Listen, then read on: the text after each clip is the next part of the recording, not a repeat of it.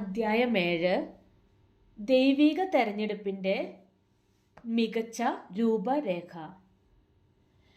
എസ്തേറിൻ്റെ പുസ്തകം 1-ാം അധ്യായത്തിൽ ദൈവികമായ ഒരുക്കത്തിൻ്റെ രഹസ്യങ്ങൾ നാം പഠിച്ചു. ഇനി എസ്തേർ 2-ാം അധ്യായം അത്ഭുതകരമായ ഒരു ദൈവിക തെരഞ്ഞെടുപ്പിൻ്റെ കഥയിലേക്ക് നമ്മെ കൊണ്ടുപോകുന്നു. ഇവിടെ വസ്തി രാജ്ഞിയെ നീക്കം ചെയ്ത ശേഷമുള്ള ശൂന്യത പൂരിപ്പിക്കുന്നതിനുള്ള ദൈവികമായ ഒരുക്കങ്ങൾ വിവരിക്കുന്നു. ഒന്നാമതായി നമുക്ക് കാണാവുന്നതാണ് പുതിയ രാജ്ഞിയുടെ തിരഞ്ഞെടുപ്പ്. ഒന്നാം അധ്യായം 12-ാം വാക്യത്തിൽ വസ്തി രാജ്ഞി രാജകൽപ്പന ലംഘിച്ചതുകൊണ്ട് രാജാവ് ഏറ്റവും കോപിച്ചു എന്ന് പറയുന്നുണ്ട്. എന്നാൽ 2-ാം അധ്യായം 1-ാം വാക്യത്തിൽ പറയുന്നു, അഹശ്വേരോസ് രാജാവിൻ്റെ ക്രോധം ശമിച്ചപ്പോൾ അവൻ വസ്തിയെയും അവൾ ചെയ്തതിനെയും അവളെക്കുറിച്ച് കൽപ്പിച്ച വിധിയെയും ഓർത്തു. ഉപദേഷ്ടാക്കളുടെ ആലോചന രാജ്യത്തെ സുന്ദരികളായ കന്യകകളെ ശൂശനിലേക്ക് കൊണ്ടുവരിക എന്നതായിരുന്നു. ഈ തീരുമാനം ദൈവികമായ രക്ഷാപദ്ധതി നടപ്പാക്കുന്നതിനുള്ള അവസരമായി തീരുന്നു. ഇനി എസ്തേറിന്റെ ജീവിത പശ്ചാത്തലം നോക്കാം. ശൂശൻ രാജധാനിയിലെ മൊർദെഖായിയുടെ വളർത്തുമകളായിരുന്നു എസ്തേർ. എസ്തേർ എന്ന പേർഷ്യൻ പേരിന്റെ അർത്ഥം നക്ഷത്രം എന്നാണ്. എബ്രായ നാമമാണ് ഹദസെ. എസ്തേറിന്റെ വളർത്തച്ഛൻ മൊർദെഖായി ആണെന്ന് നാം പഠിച്ചിട്ടുണ്ട്. ആരാണ് ഈ മൊർദെഖായി? 2-ാം അധ്യായം 5-6 വാക്യങ്ങളിൽ മൊർദെഖായിയെ കുറിച്ച് പറയുന്നു. ശൂശൻ രാജധാനിയിൽ ബെന്യാമിനായ കീശിന്റെ മകനായ ശിമയുടെ മകനായ യായീരിന്റെ മകൻ മൊർദെഖായി എന്നു പേരുള്ള ഒരു യഹൂദൻ ഉണ്ടായിരുന്നു. യായീരിന്റെ മകനായ യഹൂദനായ മൊർദെഖായി യെരുശലേമിന്റെ നാശത്തിനു ശേഷം നെബൂഖദ്നേസർ പാഴ്സിയിലേക്ക് പിടിച്ചുകൊണ്ടു പോകയാൽ പ്രവാസത്തിലായവനും യഹൂദ മതവിശ്വാസത്തിൽ അഭിമാനിച്ചിരുന്നവനും ആ വിശ്വാസം നന്നായി പാലിച്ചിരുന്നവനുമായിരുന്നു. സ്വന്തം മാതാപിതാക്കളുടെ മരണശേഷം എസ്തേർ മൊർദെഖായിയുടെ സംരക്ഷണയിലാണ് വളർന്നത്. 15-ാം വാക്യത്തിൽ പറയുന്നുണ്ട്, എസ്തേറിന്റെ അപ്പന്റെ പേര് അബിഹൈൽ എന്നാണെന്ന്. മൊർദെഖായി തനിക്ക് മകളായിട്ട് എടുത്തിരുന്ന എസ്തേർ അവന്റെ ചിറ്റപ്പൻ അബിഹൈലിന്റെ മകളായിരുന്നു. അപ്പോൾ സ്വന്തം ചിറ്റപ്പന്റെ മകൾ എന്ന നിലയിലാണ് മൊർദെഖായി എസ്തേറിന്റെ സംരക്ഷണം ഏറ്റെടുത്തത്. ഇനി രാജകീയ തെരഞ്ഞെടുപ്പ്. അപ്പോൾ വസ്തി രാജ്ഞിക്ക് പകരം പുതിയ രാജ്ഞിയെ തിരഞ്ഞെടുക്കുവാൻ വിപുലമായ നടപടിക്രമമായിരുന്നു നിശ്ചയിക്കപ്പെട്ടത്. ഉപദേഷ്ടാക്കളുടെ ആലോചന എന്താണ് നാം കണ്ടത്? രാജ്യത്തെ സുന്ദരികളായ കന്യകകളെ ശൂശനിലേക്ക് കൊണ്ടുവരിക എന്നതായിരുന്നു. സൗന്ദര്യമുള്ള യുവതികളായ സകല കന്യകമാരെയും ശേഖരിച്ച് ശൂശൻ രാജധാനിയിലെ അന്തപുര പാലകനായ ഹേഗായിയുടെ വിചാരണയിലായിരുന്നു ഏൽപ്പിക്കേണ്ടിയിരുന്നത്. ഹേഗായിയുടെ വിചാരണയിൽ എസ്തേറിനോട് അവന് പക്ഷം തോന്നി.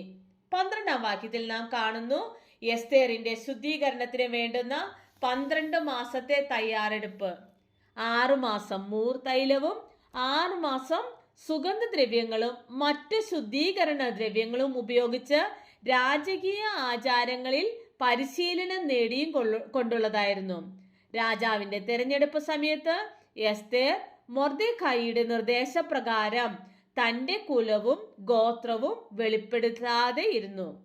ഇത് നാം കാണുന്നത് 2-ാം അധ്യായം 20-ാം വാക്യത്തിലാണ്. അവളുടെ സൗന്ദര്യം മാത്രമല്ല പെരുമാറ്റവും രാജാവിനെ ആകർഷിക്കുന്നു.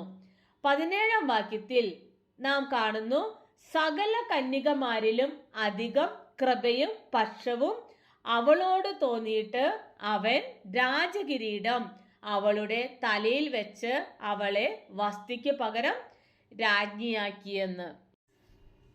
നാലാമതായി മൊർദെഖായിയുടെ രാജഭക്തി. മൊർദെഖായിയുടെ രാജഭക്തി രണ്ട് രാജഭൃത്യന്മാരുടെ ഗൂഢാലോചനയെ പരാജയപ്പെടുത്തുകയും രാജാവിനെ കയ്യേറ്റത്തിൽ നിന്ന് രക്ഷിക്കുകയും ചെയ്യുന്നു.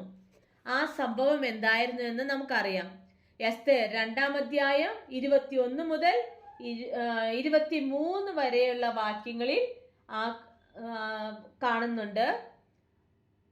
ആ കാലത്ത് മൊർദെഖായി രാജാവിന്റെ വാതിൽക്കൽ ഇരിക്കുമ്പോൾ വാതിൽ കാവൽക്കാരിൽ രാജാവിന്റെ 2 ഷണ്ഡന്മാരായ ബിഗ്ദാനും തേരശും ക്രുദ്ധിച്ച് അഹശ്വേരോശ് രാജാവിനെ കയ്യേറ്റം ചെയ്യുവാൻ തരം അന്വേഷിച്ചു.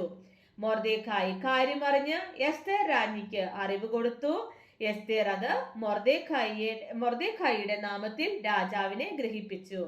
അന്വേഷണം ചെയ്താറെ കാര്യം സത്യമെന്ന് കണ്ട് അവർ 2 പേരെയും കഴിവിന്മേൽ തൂക്കിക്കളഞ്ഞു.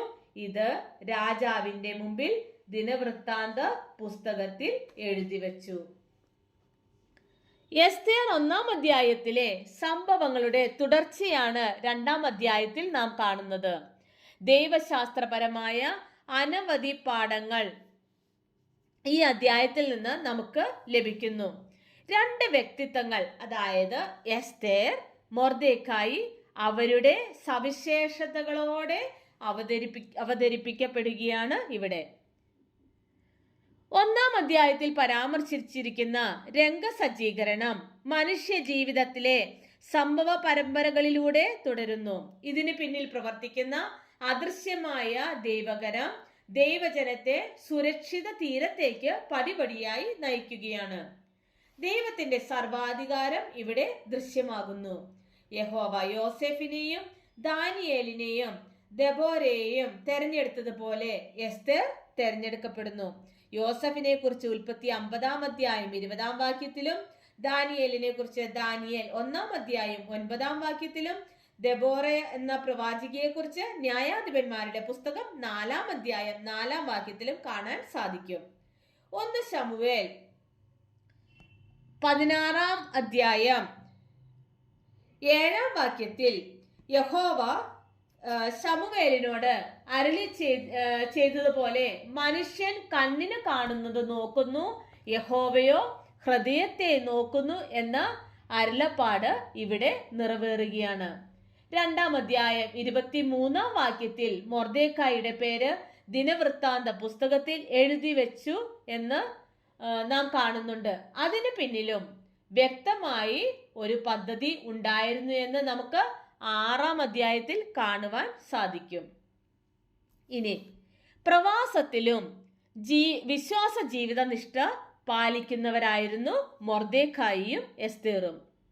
യഹോവയ്ക്ക് വേണ്ടി പ്രതിഷ്ഠിക്കപ്പെട്ട ജീവിതത്തിൽ നിന്ന് പ്രവാസവും പ്രതികൂലങ്ങളും ഒന്നും തന്നെ മൊർദെഖായിയെയും എസ്തേറിനെയും അകറ്റുന്നില്ല. അവരുടെ ദൈവവിശ്വാസവും ധാർമ്മികതയും യഹൂദ പാരമ്പര്യവും പാലിക്കുവാൻ അവർ എപ്പോഴും ശ്രദ്ധിച്ചിരുന്നു. മൊർദെഖായി ദൈവത്തോടുള്ള വിശ്വസ്തതയുടെ പ്രതീകമാണ്. മൊർദെഖായിയുടെ യുക്തിപൂർവമായ ചിന്ത മൂലമാണ് എസ്തേർ രാജ്ഞി പദവിയിലേക്കുള്ള തെരഞ്ഞെടുപ്പിനായി അയക്കപ്പെട്ടത്. അവർക്ക് ചുറ്റുമുണ്ടായിരുന്ന യഹൂദരും ഇങ്ങനെ തന്നെ ജീവിച്ചു. 4-ാം അധ്യായം 3-ാം വാക്യത്തിൽ നാം കാണുന്നു, രാജാവിന്റെ കൽപ്പനയും തീർപ്പും ചെന്ന ഓരോ സംസ്ഥാനത്തും യഹൂദന്മാരുടെ ഇടയിൽ മഹാദുഃഖവും ഉപവാസവും കരച്ചിലും വിലാപവും ഉണ്ടായി എന്ന്. ഇനി 8-ാം വാക്യം 16-ാം വാക്യത്തിൽ പറയുന്നതോ യഹൂദന്മാർക്ക് പ്രകാശവും സന്തോഷവും ആനന്ദവും ബഹുമാനവും ഉണ്ടായി എന്നാണ്. ഇനി 9-ാം വാക്യം 3-ാം വാക്യത്തിൽ പറയുന്നത് അവൻ അഹശ്വേരോശ്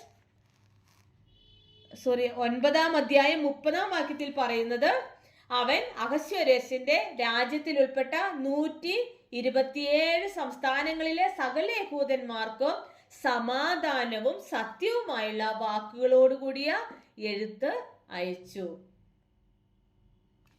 ഇനി 3-ാമത്തെ ഇതാണ് സൽസ്വഭാവം ദൈവഹിത പ്രകാരമുള്ള തെരഞ്ഞെടുപ്പിലേക്ക് നയിക്കുന്നു. എസ്തേറിന്റെ പുസ്തകം 2-ാം അധ്യായം മുതൽ അവസാനം വരെയും അവളുടെ ഗുണവിശേഷങ്ങളും പ്രവർത്തനവും പ്രതിപാദിക്കുന്നു.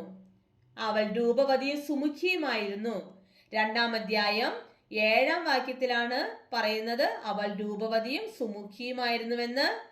ഇനി ഭക്തയും സ്വന്തം ജനത്തോട് സ്നേഹമുള്ളവളുമായിരുന്നു, ധൈര്യശാലിയും അനുസരണമുള്ളവളുമായിരുന്നു, ഉചിതമായ പെരുമാറ്റത്തിന്റെ മകുടോദാഹരണവും ആയിരുന്നു. അപ്പോൾ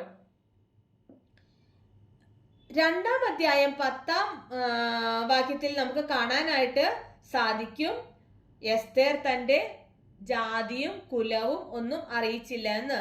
അത് അറിയിക്കരുത് എന്ന് മൊർദെഖായി അവളോട് കൽപ്പിച്ചിരുന്നു. അതുകൊണ്ടാണ് അവൾ അറിയിക്കാതിരുന്നത്. ഇവിടെ എന്തോ കാണാൻ സാധിക്കുന്നത്? അനുസരണം. ഇനി 5-ാം അധ്യായത്തിന്റെ 1-ാം വാക്യത്തിൽ 3-ാം ദിവസം എസ്തേർ രാജവസ്ത്രം ധരിച്ചുകൊണ്ട് രാജധാനിയുടെ അകത്തെ പ്രാകാരത്തിൽ ചെന്ന് രാജഗൃഹത്തിന്റെ നേരെ നിൽക്കുന്നത് നാം കാണുന്നുണ്ട്. അവൾ ഉചിതമായ പെരുമാറ്റത്തിന്റെ മകുടോദാഹരണമായിരുന്നു എന്നും 2-ാം അധ്യായം 15-ാം വാക്യത്തിൽ നാം കാണുന്നുണ്ട്. എസ്തേറിനെ കണ്ട സകലർക്കും അവളോട് പ്രീതി തോന്നി. രാജ്ഞിയായി തിരഞ്ഞെടുക്കപ്പെടുന്നതിന് മുമ്പും ശേഷവും ശ്രേഷ്ഠമായി പെരുമാറുവാൻ അവൾക്ക് സാധിച്ചിരുന്നു. 2-ാം അധ്യായം 22-ാം വാക്യത്തില് ഇത് നമുക്ക് കാണാൻ സാധിക്കും. ഇതെല്ലാം അവളെ ഉന്നത പദവിക്ക് അവളെ സർവ്വത യോഗ്യയാക്കിയ കാര്യങ്ങളാണ്. അപ്പോൾ എസ്തേറിനെ കുറിച്ച് പറയുകയാണെങ്കിൽ എസ്തേർ രൂപവതിയും സുമുഖിയുമായിരുന്നു, ഭക്തയായിരുന്നു, സ്വന്തം ജനത്തോട് സ്നേഹമുള്ളവളായിരുന്നു, ഉചിതമായ പെരുമാറ്റത്തിന്റെ മകുടോദാഹരണമായിരുന്നു, നല്ല പെരുമാറ്റത്തിന്റെ ഉടമയായിരുന്നു, ധൈര്യശാലിയായിരുന്നു, അനുസരണമുള്ളവളായിരുന്നു, നല്ല പെരുമാറ്റത്തിന് ഉടമയുമായിരുന്നു. രാജഭൃത്യരും രാജാവ് തന്നെയും അവളെ ഏറെ സ്നേഹിച്ചു. രാജാവ് അവളെ രാജകിരീടം അണിയിച്ച് വസ്തിക്ക് പകരം രാജ്ഞിയാക്കി. 2-ാം അധ്യായം 15 മുതൽ 18 വരെയുള്ള വാക്യങ്ങൾ വായിച്ച് മനസ്സിലാക്കുക. ഇത് വേദപുസ്തകത്തിലെ സ്ത്രീകളുടെ അനവധി ഉദാഹരണങ്ങൾ ഇതോട് ചേർത്ത് വിശകലനം ചെയ്യാവുന്നതാണ്. വിശേഷിച്ച് പരിശുദ്ധ കന്യകാമറിയാമിന്റെ ജീവിത മാതൃക. Thank you.